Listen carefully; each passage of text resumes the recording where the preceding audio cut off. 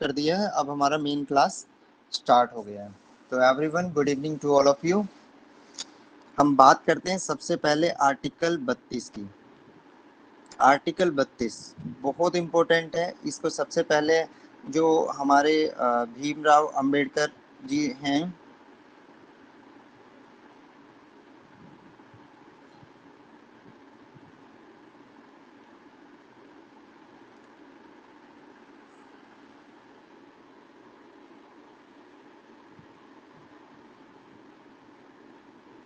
उन्होंने इसको बोला है संविधान की आत्मा। क्या उन्होंने सही बोला है कि अगर आर्टिकल हम 32 को संविधान की आत्मा बोलते हैं, क्या उनका बोलना सही है? जी हाँ, बिल्कुल। क्योंकि इसके बिना अगर हम कहें, जैसे बिना आत्मा के शरीर अधूरा होता है, इसी तरह आर्टिकल 32 के बिना आपका पूरा का पूरा कॉन्स्टिट्यूशन जो है वो एक मृत बॉडी के समान हो जाएगा। इसी तरह अगर हम बात करें, प्रस्तावना को भी संविधान की आत्मा बोला गया है। वो बोला है आपके हुए हैं ठाकुर दास करके। ये कभी कभी क्वेश्चन आ जाता है। अगर क्वेश्चन आता है संविधान की आत्मा किसको बोला गया है और उसमें भीमराव अंबेडकर का नाम नहीं है, किसने बोला है भीमराव अंबेडकर का नाम नहीं है, तो ठाकुर दास का आएगा। और अगर संविधान की आत्मा को लेकर आर्टिकल 32 और भीमराव अंबेडकर का नाम क्वेश्चन में दिया गया है, तो आप यहाँ पे लगाएंगे संविधान की आत्मा के लिए आर्टिकल 32 को, संवैधानिक उपचारों का अधिकार। और अगर भीमराव अंबेडकर जी का नाम नहीं है तो आप वहां पे नाम लेंगे, वहां पे डायरेक्ट लगाएंगे प्रस्तावना को। I hope you understand now. अगर हम बात करें, अभी 10-15 मिनट आप सभी सारी चीजें छोड़ दीजिए। आप, मेरी वॉइस सही आ रही है? एक बार आप चैट में जल्दी से बताइए।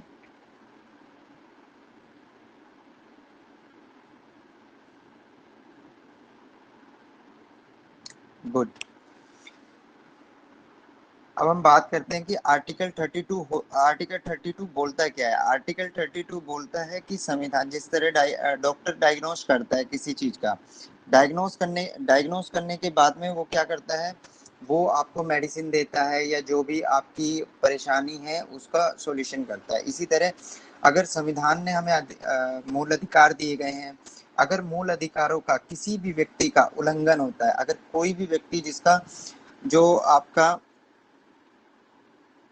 फंडामेंटल राइट है उसका अगर कहीं भी वायलेशन होता है, अगर कोई भी वायलेट कर रहा है उसको, तो उसके लिए वो बंदा डायरेक्ट आपका सुप्रीम कोर्ट जा सकता है। उसके बाद दो विकल्प है, एक सुप्रीम कोर्ट और एक आपका हाई कोर्ट। सिर्फ एक आर्टिकल 32 ही है जिसके अनुसार कोई भी व्यक्ति डायरेक्ट सुप्रीम कोर्ट जा सकता है जब उसके फंडामेंटल राइट्स का उल्लंघन हो। वो हाई कोर्ट भी जा सकता है, दोनों के लिए आर्टिकल अलग अलग दिया है। अगर 32 के तहत वो सुप्रीम कोर्ट डायरेक्ट जा सकते हैं और आर्टिकल 226 के तहत वो हाई कोर्ट जा सकते हैं। अब देखिए, इसी पे अगर किसी व्यक्ति का फंडामेंटल राइट्स का उल्लंघन हुआ तो उसके बेस पे जब वो सुप्रीम कोर्ट जाएगा, तो सुप्रीम कोर्ट या हाई कोर्ट दोनों को पावर दी गई है कि वो 5 तरह के रिट जारी करेंगे। मतलब 1, 2, 3, 4 एंड 5। अगर पांचों तरह की रिट की बात करें तो कौन कौन से रिट जारी करेंगे? सबसे पहले अगर हम बात करें तो बंदी प्रत्यक्षीकरण,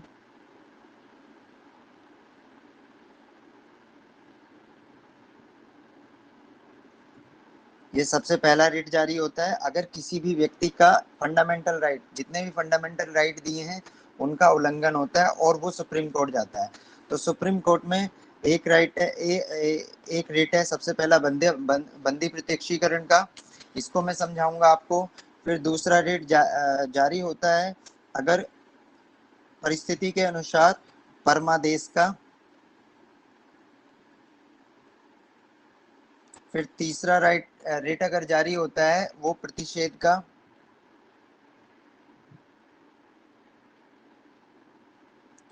फोर्थ रिट आपका जारी होता है उत्प्रेषण।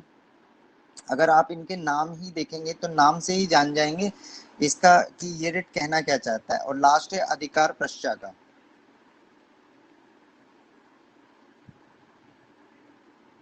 अधिकार परीक्षा कर रहा हो। तो यहाँ पे ये सारे के सारे इंपॉर्टेंट राइट्स हैं, रिट हैं सॉरी, जो आपके राइट्स का उल्लंघन, अगर फंडामेंटल राइट का उल्लंघन हो रहा है। एक चीज ध्यान रखिएगा, अगर आपके फंडामेंटल राइट का उल्लंघन है तो आप direct supreme court, direct high court, दोनों में से जहां चाहें वहां जा सकते हैं। लेकिन अगर कहीं भी आपके जो विधिक अधिकारों का उल्लंघन है या दूसरे अन्य कोई भी अधिकार, जिसको मतलब विधिक अधिकार की अगर हम बात करें, आपका राइट टू वोट जो आपके फंडामेंटल राइट में नहीं है, अगर राइट टू वोट का कोई उल्लंघन कर रहा है कोई भी व्यक्ति या उसमें उसमें आप क्या कर, आप डायरेक्ट सुप्रीम कोर्ट नहीं जा सकते हैं, लेकिन वहां पे आप डायरेक्ट हाई कोर्ट जा सकते हैं। क्योंकि हाई कोर्ट को अधिकार है, वो मूल अधिकारों से अलग भी रिट जारी कर सकता है अगर किसी व्यक्ति का विधिक अधिकार या कोई अन्य अधिकार का हनन हो रहा है। वहां पे सुप्रीम कोर्ट आर्टिकल 32 के तहत आप नहीं जा सकते, आप केवल सुप्रीम कोर्ट डायरेक्ट जा सकते हैं फंडामेंटल राइट के उल्लंघन के बाद में। आइए अब हम पढ़ते हैं इसके बारे में थोड़ा सा एक एक करके, आर्टिकल्स की हम चर्चा, इसकी जो रिट है उनकी चर्चा करेंगे, देखेंगे कौन से रिट कब जारी होता है और उसमें होता क्या है। अब सबसे पहले अगर हम बात करें कि रिट जो जारी होता है वो किसको जारी होता है, मतलब अगर हम रिट की बात करें तो रिट जारी कौन करता है, मतलब कौन जारी करेगा, किसको जारी होगा,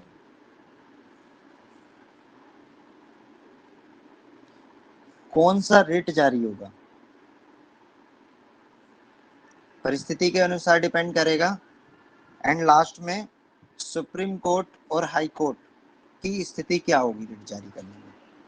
अगर हम बात करें यहाँ पे सबसे पहले कि कौन जारी करेगा, तो यहाँ पे कोई भी न्यायालय, अगर दो न्यायालय हैं आपके, न्यायालय में आपका एक सुप्रीम कोर्ट और एक हाई कोर्ट। बार बार क्यों बता रहा हूँ, क्योंकि इससे रिलेटेड क्वेश्चन आता है। सुप्रीम कोर्ट 32 के जो संवैधानिक उपचारों का अधिकार है, और हाई कोर्ट जो देता है वो आर्टिकल 226 के अंतर्गत आपको देगा। इसमें क्या है, हाई कोर्ट जो है, हाई कोर्ट की थोड़ा सा व्यापक है, जो एरिया है रिट जारी करने का, ये सुप्रीम कोर्ट से ऊपर नहीं है इसकी पावर ये, लेकिन इसका दायरा जो है, इसका अधिकार जो इसका जुडिशियल वो है एरिया, वो एरिया थोड़ा सा बढ़ जाता है। ये फंडामेंटल राइट पे दे सकता है, ये आपके स्टेचुरी राइट्स पे देता है, ये अदर राइट्स के उल्लंघन पे देता है। अगर किसी व्यक्ति का इंडिविजुअल, अगर किसी का फंडामेंटल राइट का उल्लंघन हो रहा है तो वो सुप्रीम कोर्ट और हाई कोर्ट जा सकता है। अब दूसरी चीज अगर हम पढ़ें तो दूसरी चीज में बच्चों नोट करते रहना, इसको बहुत इंपॉर्टेंट है। कोई भी क्वेश्चन हो आप रेज हैंड करके चैट में पूछ सकते हैं, चैट मुझे सामने दिख रही है। अब बात करते हैं हम दूसरे उसकी कि ये किसको जारी होता है, ये जारी होता है कर्ता को। मींस कर्ता कौन है, जिसने उसका उल्लंघन किया है, मतलब ए जिसका उल्लंघन हुआ है जिसके साथ, और बी जिसने उल्लंघन किया है, मतलब ये कर्ता होगा। तो रिट जारी होगा कर्ता को, मतलब बी को। अगर सपोज करो किसी की विचार और अभिव्यक्ति की स्वतंत्रता का किसी ने हनन किया, राइट टू प्राइवेसी का किसी ने हनन किया, या उसका कोई भी अधिकार है, जिस तरह से अगर उसकी धर्म की स्वतंत्रता का हनन किया, तो ये सारे के सारे रेट अगर किसी का उल्लंघन हो रहा है तो ये बी कर रहा है ए का, तो यहाँ पे जो कोर्ट वो करेगा वो बी को करेगा। देन कौन सा, ये परिस्थिति, जिस तरह से हमने 5 रेट पढ़े हैं, 5 रेट के बारे में जाना है, ये डिपेंड कर रहा है आपकी परिस्थिति पे कि उस टाइम आपकी परिस्थिति क्या है, उस सिचुएशन की क्या है, कि उस सिचुएशन में किस तरह का रेट जारी होना चाहिए। ये इंडिविजुअल को जारी, मतलब इंडिविजुअल को जारी होना चाहिए या किसी कोर्ट को, ये हम आगे पढ़ेंगे। अब सुप्रीम कोर्ट हाई कोर्ट की मैं स्थिति आपको ऑलरेडी बता चुका हूँ। अब इस पे नई अगर हम बात करें कि सबसे पहले हमारा आता है 4 आवर्स के अंदर 24 ही डला था।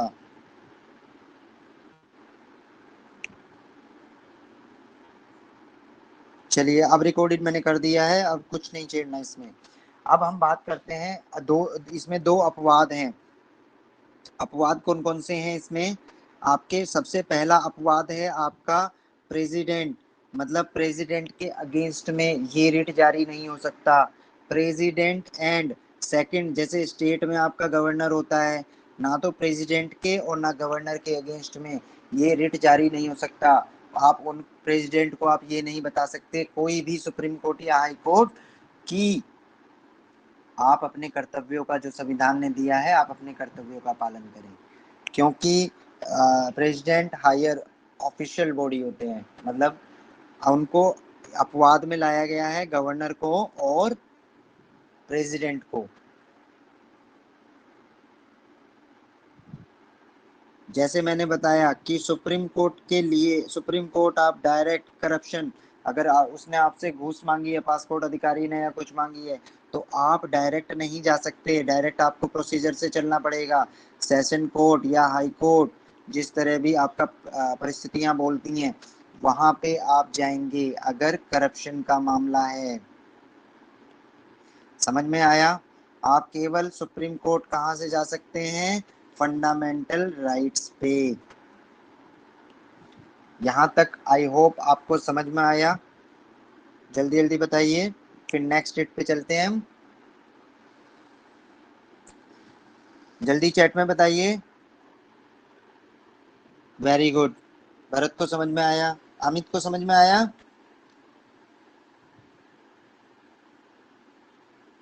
Amit Jaiswal please confirm. रिशु,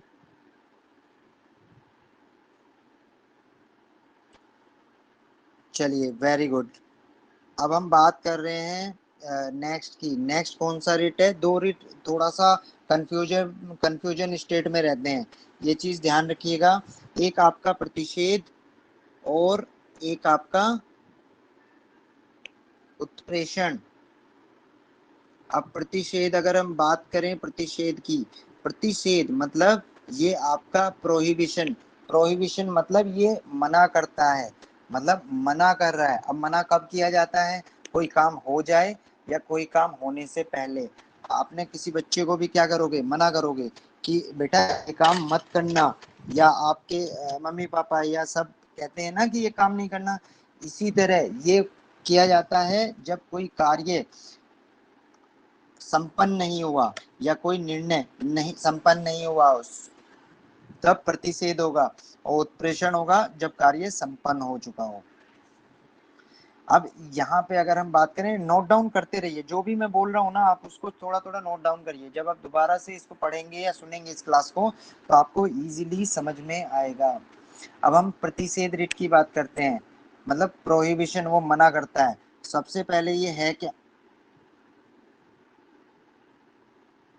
सबसे पहले ये है क्या, हम इसको जानेंगे ये क्या है। देन कौन जारी करता है? आई थिंक ये कलर आपको समझ में नहीं आ रहा होगा, इस कलर को मैं चेंज कर देता हूँ। कौन जारी करता है, क्या है, कौन जारी करता है, किसे जारी करता है, कब जारी किया जाता है, और प्रभाव क्या होता है इसका, मतलब परिणाम क्या निकलेगा।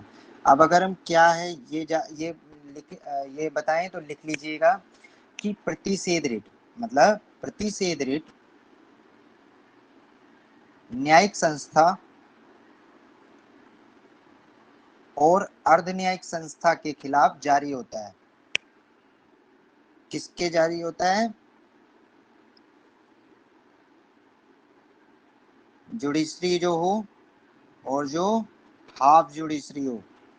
कल मैंने बताया था ना क्लास में, जुडिशरी क्या होता है और हाफ जुडिशरी क्या होता है। जैसे कैट है, आपके जितने भी, मतलब कोई न्यायिक निर्णय लेने का अधिकार अगर कोई एडमिनिस्ट्रेटिव ऑफिसर कर रहा है, मतलब अदर देन जज किया जा रहा है, भले ही वो न्यायालय में किया जा रहा है, भले ही कार्य न्याय का है, तो वो हाफ जुडिशरी होगी।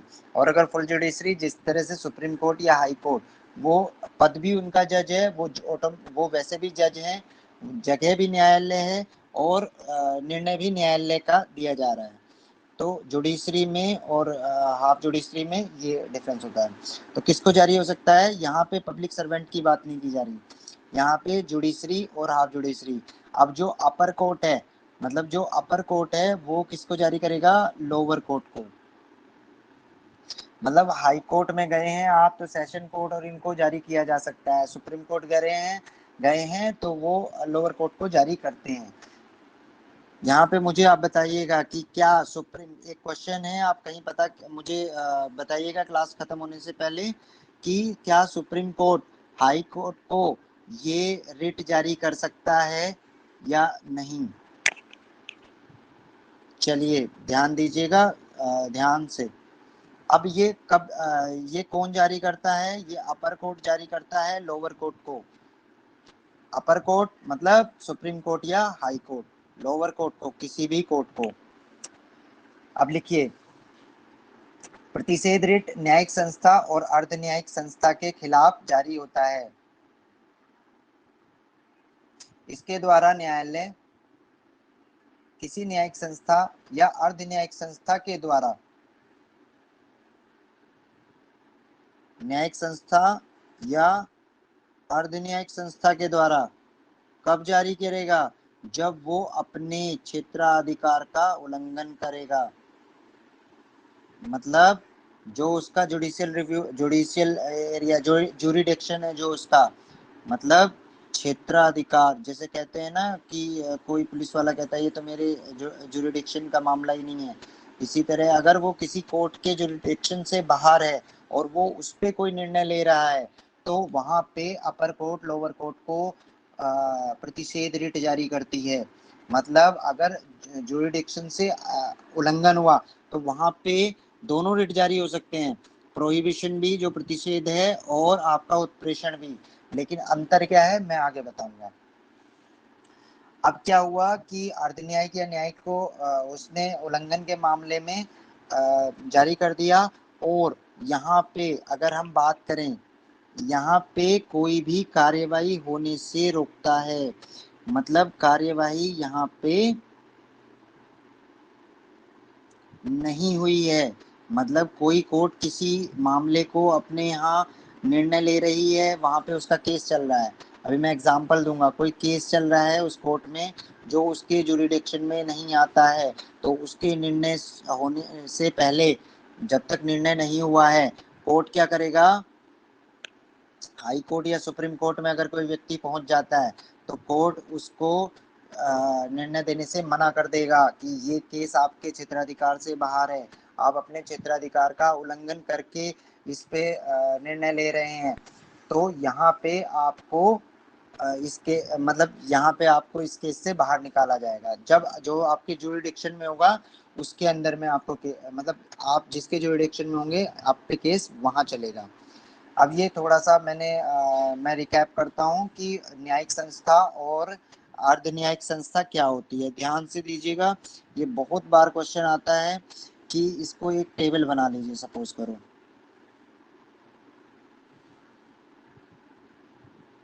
ये टेबल आप अपनी नोट डाउन भी करना, क्योंकि ये जब टेबल आप देखेंगे तो आप समझ जाएंगे कि क्या है। अगर हम बात करें कोई संस्था की,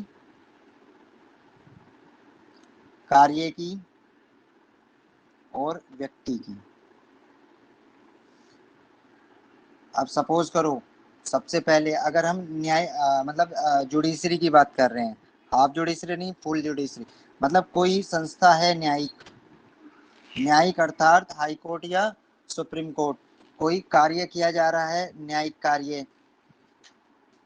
और करने वाला व्यक्ति भी न्यायिक ही है,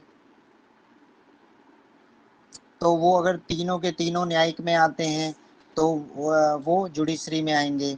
और अगर कोई कार्य अर्ध न्यायिक, हाफ जुडिशरी किसको बोलेंगे, अगर संस्था आपकी क्या है, संस्था आपकी अर्ध न्यायिक निकाय है, मतलब संस्था आपकी अर्ध निकाय है। अर्ध निकाय जैसे मतलब जहाँ पे जैसे कैट है, अगर कोई आईएएस अफसर को कोई भी प्रॉब्लम होती है या कोई ग्रेवेंसेस के लिए जाता है वो कैट में जाता है, जो एपलेट ट्रिब्यूनल है आपका, वहाँ पे ट्रिब्यूनल में जाके वहाँ पे रिटायर्ड आईएएस अफसर होते हैं जो वहाँ पे जज का काम करते हैं। और कार्य क्या किया जा रहा है, कार्य न्यायिक किया जा रहा है। कार्य न्यायिक ही हो रहा है, लेकिन कर कौन रहा है? गैर न्यायिक व्यक्ति, मतलब रिटायर्ड अफसर जो होते हैं, आईएएस अफसर। अगर ये तीनों चीजें हैं तो वो हाफ जुडिशरी होगी। आई होप आपको समझ में आया यहाँ तक।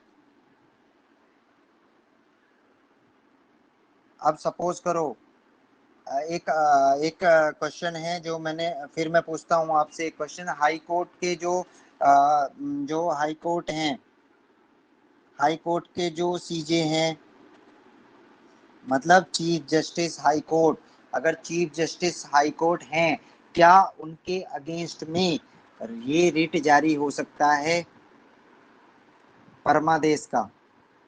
प्रतिषेध किसके अगेंस्ट में होगा? न्यायालय के। तो नहीं हो सकता। तो क्या उनके अगेंस्ट में जो हमने पढ़ा अभी, परमादेश का रिट जारी हो सकता है या नहीं?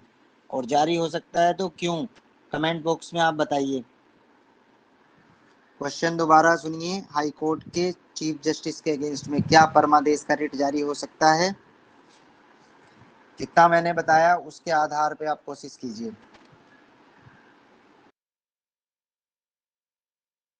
1 मिनट का टाइम दे रहा हूँ।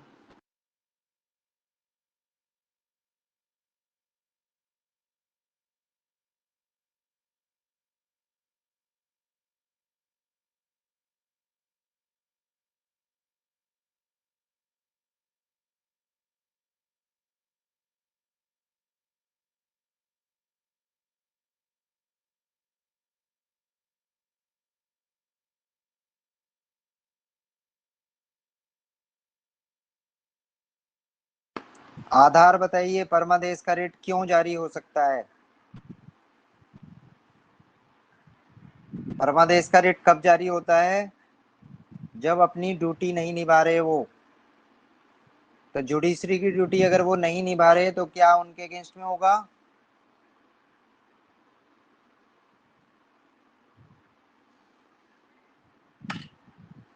जुडिशरी में उनके अगेंस्ट में कोई भी रिट जारी नहीं होगा, क्योंकि क्या वो पब्लिक सर्वेंट हैं या नहीं?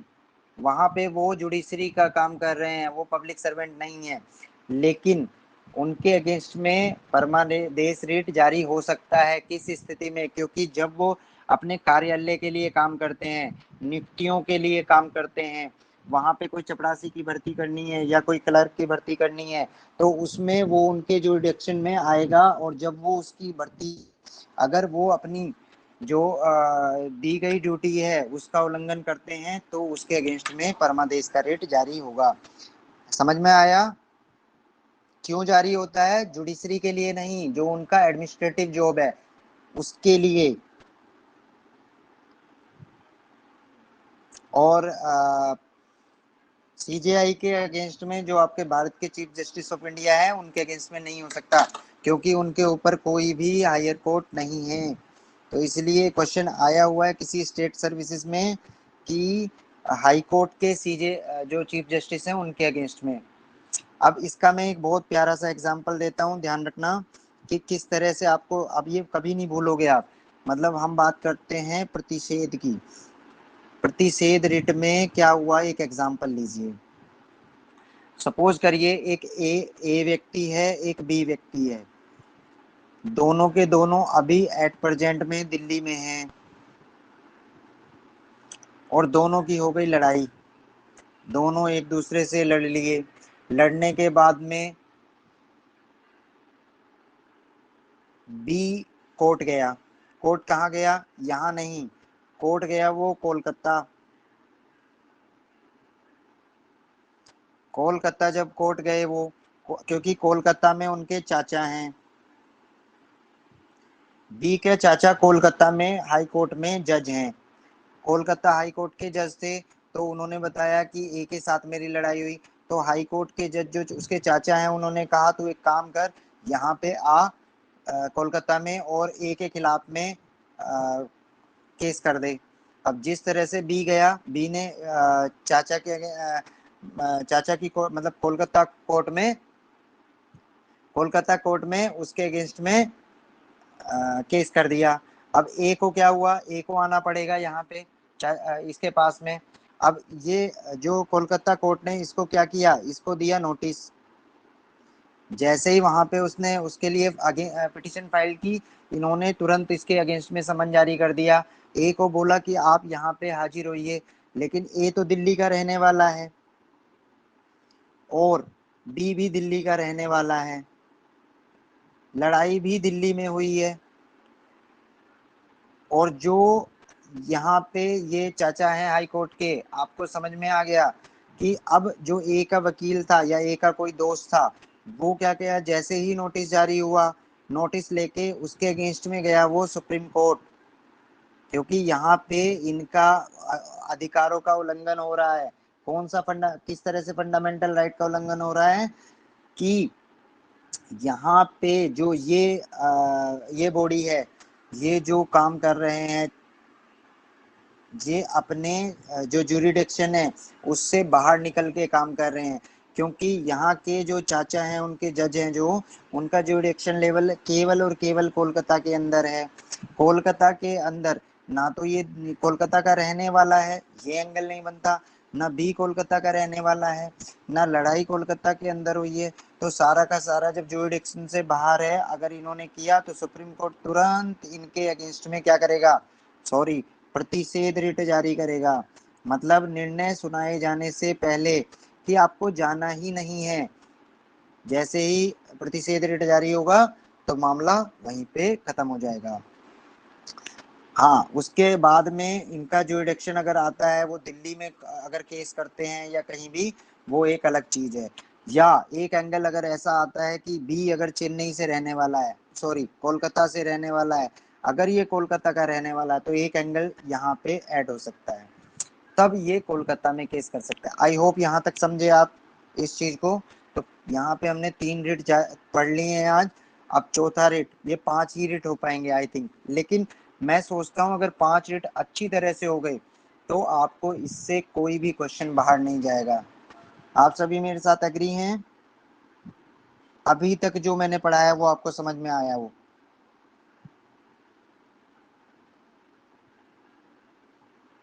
जल्दी जल्दी थम्स अप कीजिए, पता चले कि आपको समझ में आ रहा है।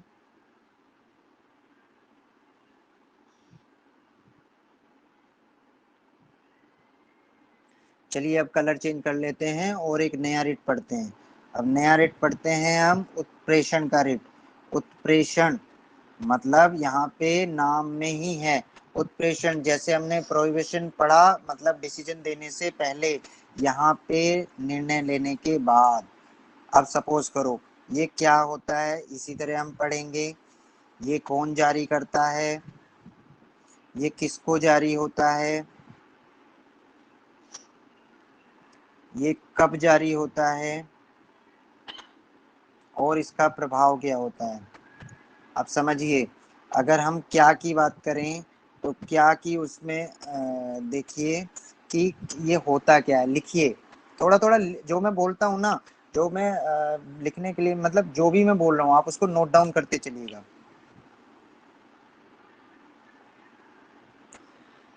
उत्प्रेषण रिट भी उत्प्रेषण रिट भी न्यायिक संस्था और अर्धन्यायिक संस्था के विरुद्ध जारी होती है।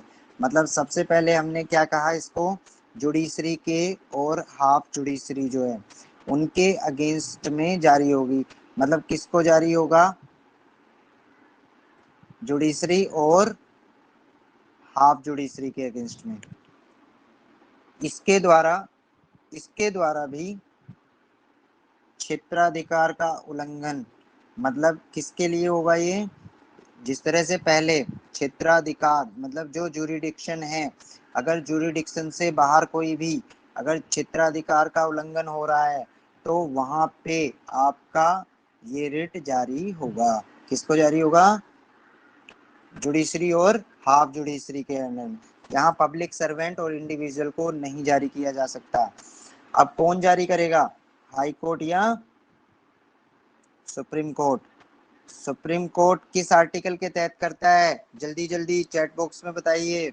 सुप्रीम कोर्ट किस आर्टिकल के तहत रिट जारी करेगा और हाई कोर्ट किस आर्टिकल के तहत, जल्दी बताइए चैट में।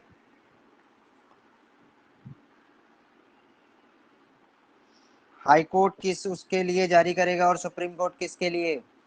अब लिखिए पॉइंट, वन सबसे पहला पॉइंट अगर आप लिखेंगे तो देखिए, जो प्रतिषेध, जो लिखते रहिए, प्रतिषेध रिट तब जारी की जाती है, सॉरी, उत्प्रेषण की बात कर रहे हैं हम, उत्प्रेषण, सॉरी, बैक करते हैं, वेरी गुड। अब हम बात करते हैं, हाँ, प्रतिषेध रिट की हम बात करें, जो हमने पढ़ा, प्रतिषेध रिट कब जारी की जाती है, जैसे मैंने बताया कि जब कार्यवाही चल रही हो, वहां पे बी ने जैसे ही कार्यवाही करनी शुरू की थी, निर्णय नहीं सुनाया था, उन्होंने प्रोहिबिट कर दिया था, मना कि आपने क्षेत्राधिकार का उल्लंघन किया, तो प्रोहिबिशन का मामला वहां था।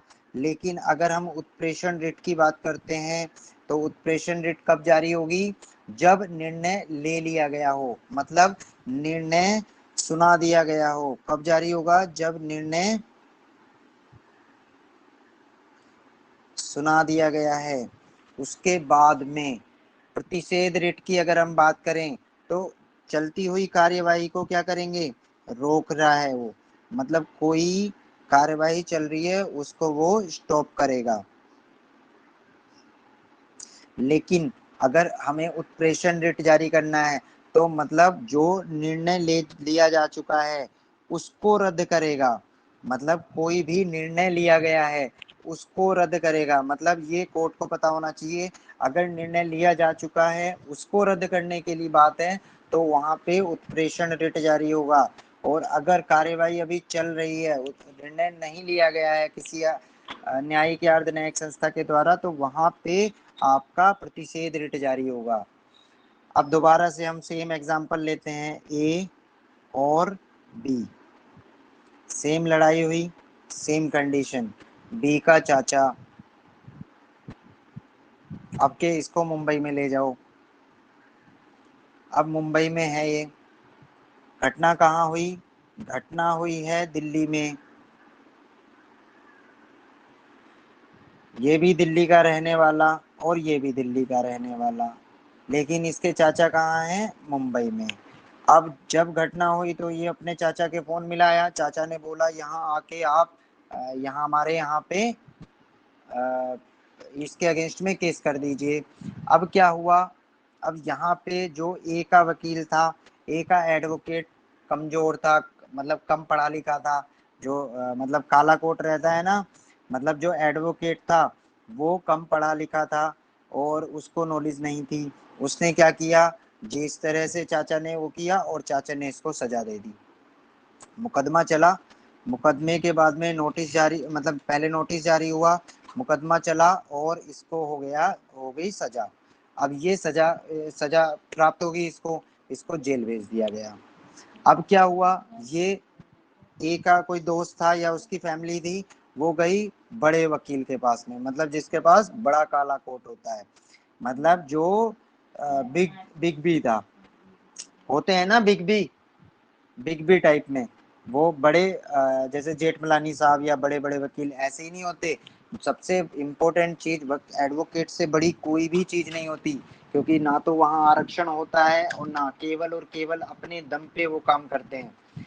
तो यहाँ पे जब वो बिग बी के पास गया, तब उसने कहा कि यार ये तो सजा होनी ही नहीं थी, मतलब यहाँ तो आपके लिए गलत हुआ है, यहाँ तो सबसे पहले प्रतिषेध रिट जारी होता, तो हो जाता कौन सा, प्रतिषेध, तभी अगर जारी होता है जिस तरह पहले में। चलो अभी भी कोई बात बिगड़ी नहीं है, अभी भी कुछ बड़ा काम नहीं हुआ है, आप एक काम कीजिए, यहाँ भी मतलब उसने कहा कि पहले तो मुकदमा होना ही नहीं था, मतलब किसी केस की जरूरत ही नहीं थी, अब अगर हो भी गई है चलो सजा, अब छुड़वा देंगे।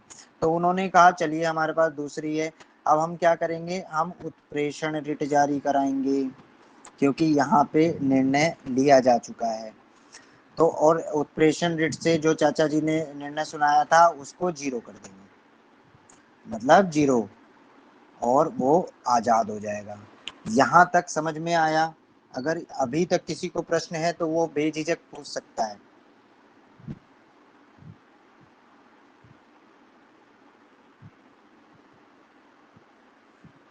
चैट बॉक्स में अगर समझ में आया चौथा रिट, तो जल्दी जल्दी हाथ उठाइए।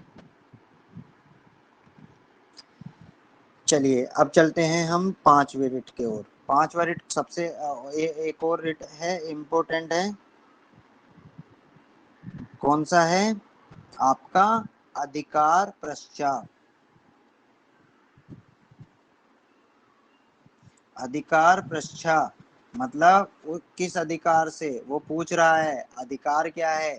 अब देखिए ये क्या है, सबसे पहले हम जानेंगे ये किसको जारी होता है, ये जानेंगे। देखो रिट जारी करने वाला तो कोर्ट ही है, हाई कोर्ट या सुप्रीम कोर्ट, मतलब उसमें तो चेंजेस नहीं होंगे। ये कब जारी होगा ये देखना है, और प्रभाव क्या होगा। तो सबसे पहले क्या है ये देखिए, लिखिए चलिए, इसको बोलते हैं क्यू वारंटो।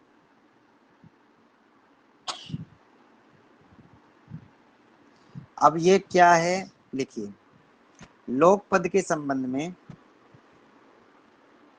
लोक पद के संबंध में कार्यवाही की जाती है। मतलब इसके लिए कुर्सी के लिए, मतलब कोई भी पद है ना, कुर्सी है, तो कुर्सी के संबंध में मतलब लोक पद के संबंध में कार्यवाही की जाती है। इसके द्वारा न्यायालय लोक पद के दावे की जांच करता है।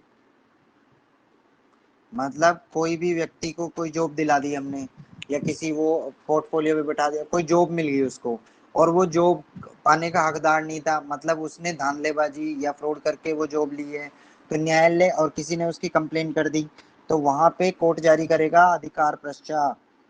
अधिकार पश्चात से वो पूछेगा वो कि किस हैसियत से तुमने ये लोक पद धारण किया हुआ है, आपके दावे की जांच होगी, किस दावे से आपने इसका हो। यदि उसका दावा विधि सम्मत नहीं होता, मतलब विधि सम्मत नहीं किया।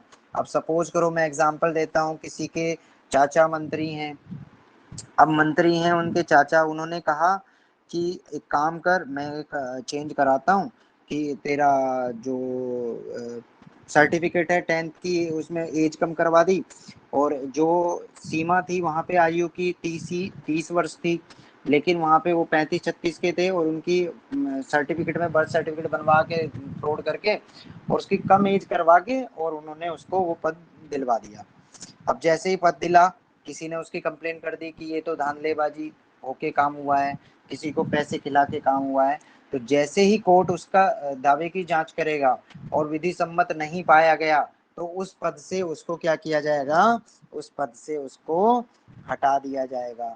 समझ में आया कि लोक पद के संबंध में कार्यवाही होगी, अगर वैधता में जांच में वो खरा नहीं उतरा तो उसको पद से हटा दिया जाएगा। ये हमेशा याद रखना, ये सरकारी पद के लिए बात हो रही है, मतलब पब्लिक सर्वेंट के लिए।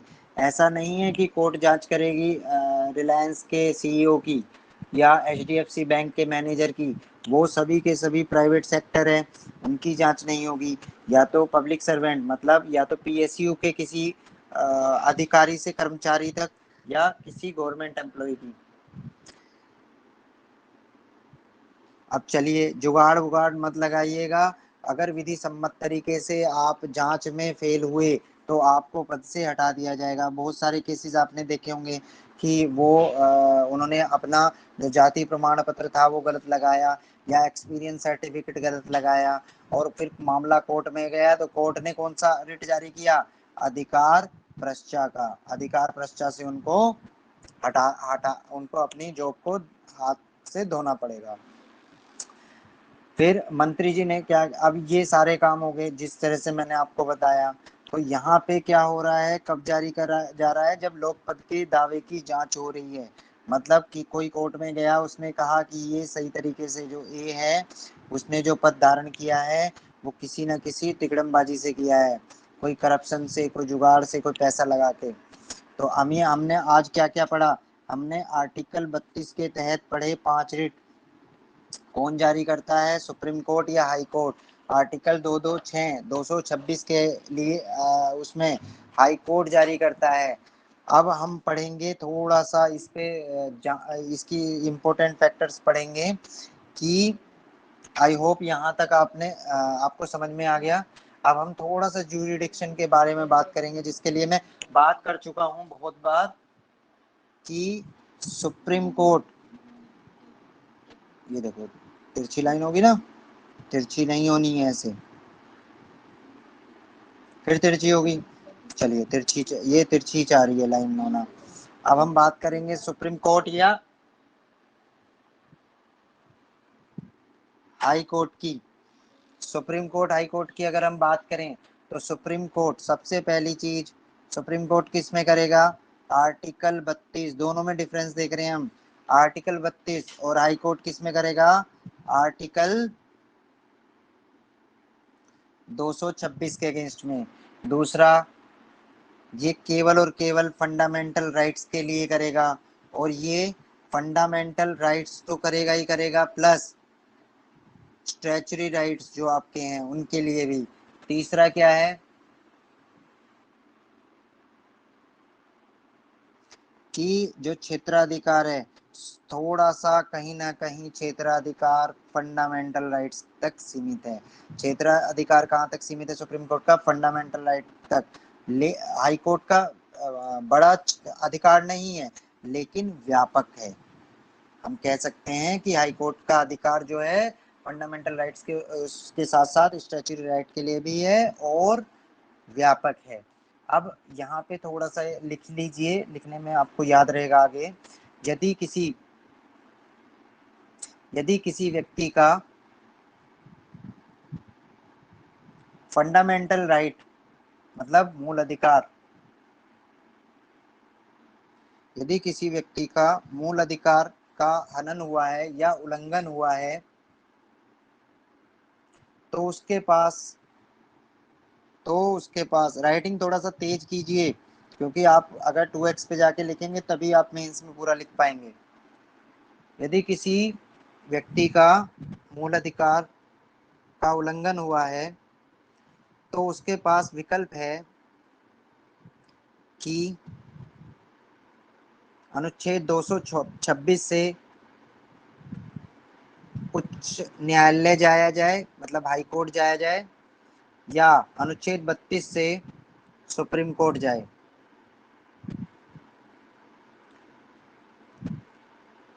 जल्दी जल्दी लिखिए। यदि अन्य अधिकार का उल्लंघन हुआ है, यदि अन्य अधिकार का उल्लंघन हुआ है तो उसको हाई कोर्ट ही जाना होगा।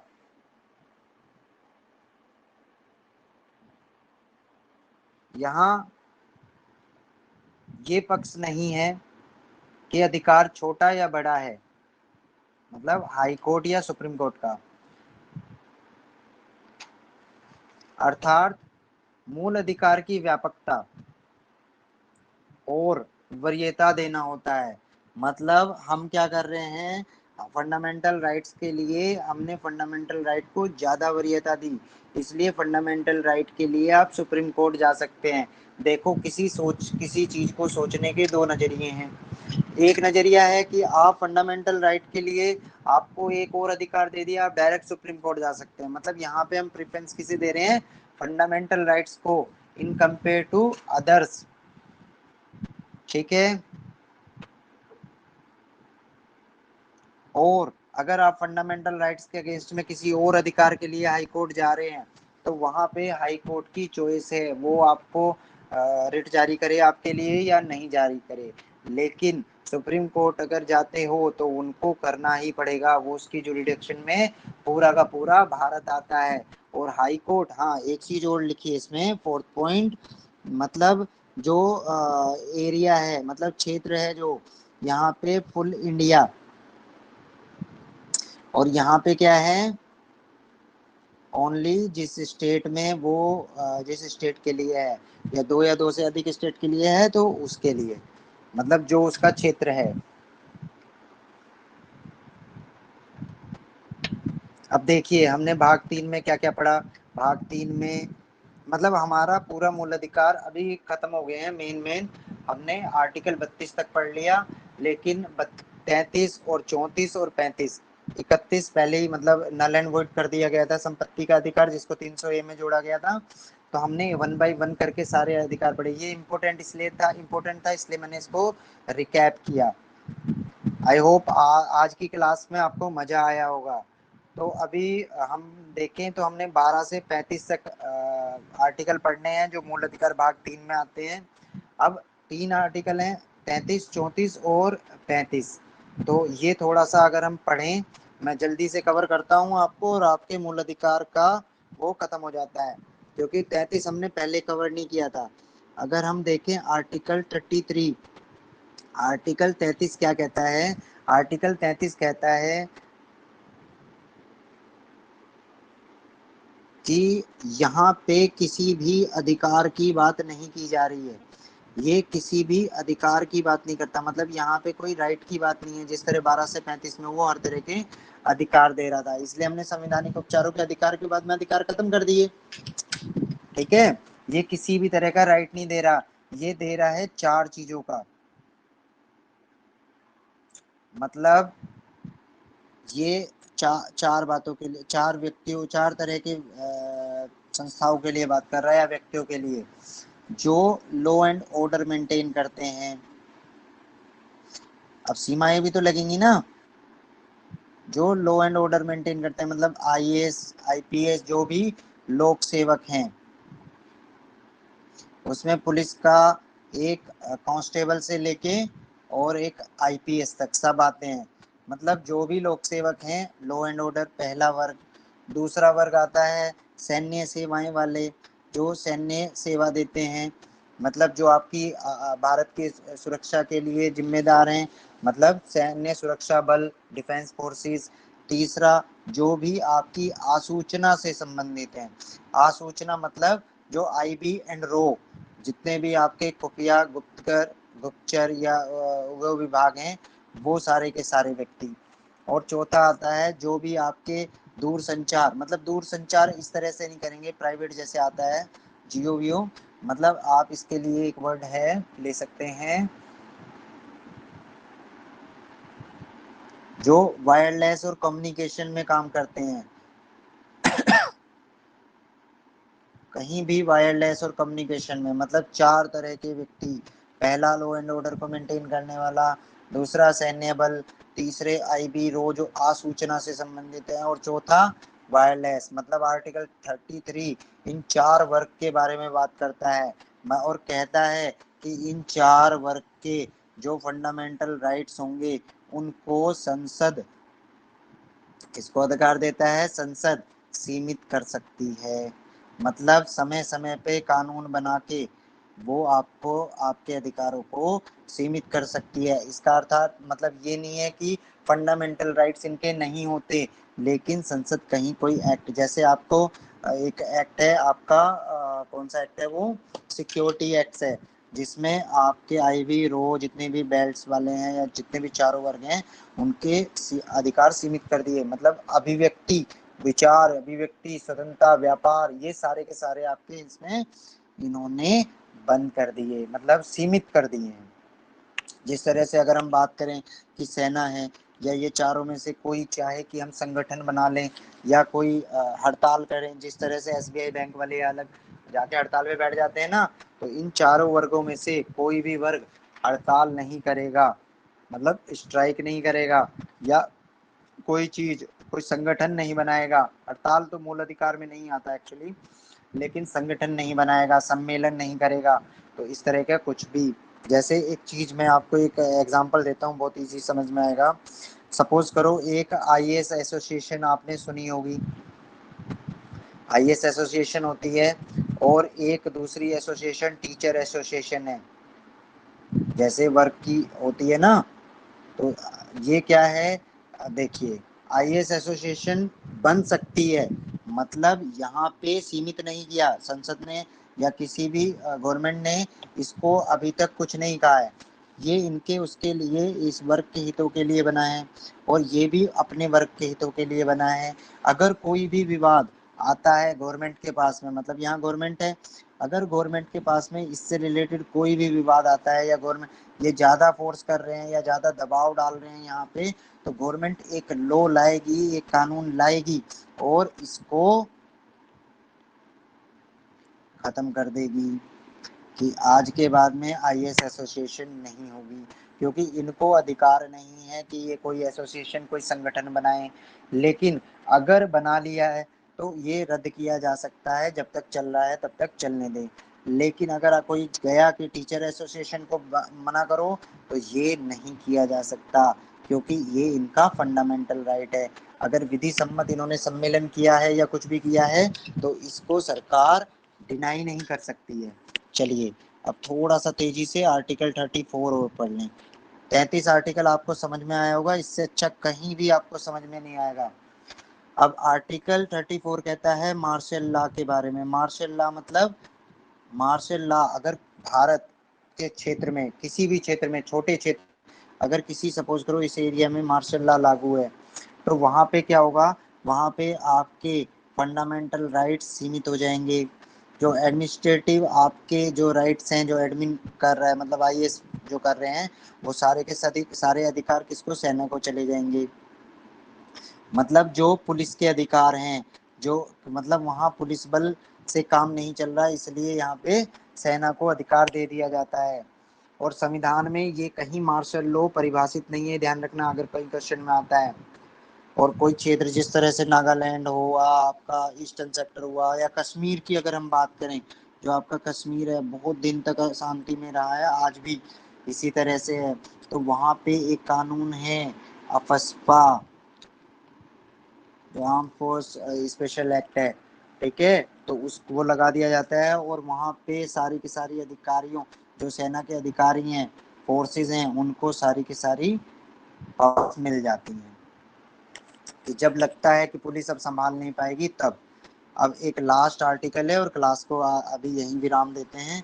आर्टिकल 35। आर्टिकल 35 क्या बोलता है कि वो बोलता है फंडामेंटल राइट्स। फंडामेंटल राइट के लिए अगर कोई भी लॉ बनाना है, कोई कानून बनाना है तो कानून कौन बनाएगा, केवल और केवल संसद। किसी राज्य की विधायिका या लेजिस्लेटिव असेंबली को यह अधिकार नहीं है कि वो इसके लिए कानून बनाए। अब यहाँ पे हमारी क्लास यहाँ पे ख़त्म हो गई है। आपके पास चैट में टाइम है, जो भी क्वेश्चन है आप पूछ सकते हैं 5 मिनट के लिए। मैं 5 से 10 मिनट के लिए टेलीग्राम ग्रुप पे वॉइस चैट कर लेंगे, या यहाँ पे अगर करना चाहते हैं तो आप पूछ सकते हैं। और आज की क्लास बताइए कैसी रही, कोई फीडबैक जो है आपका उधर से टेलीग्राम से अच्छा रहा, सिस्टमेटिक रहा। ये रिकॉर्डेड क्लास भी बच्चों को मिल जाएगी। जस्ट रेस्पॉन्स कीजिए कि कैसी रही आज की क्लास, फिर इसको हम क्लोज करते हैं।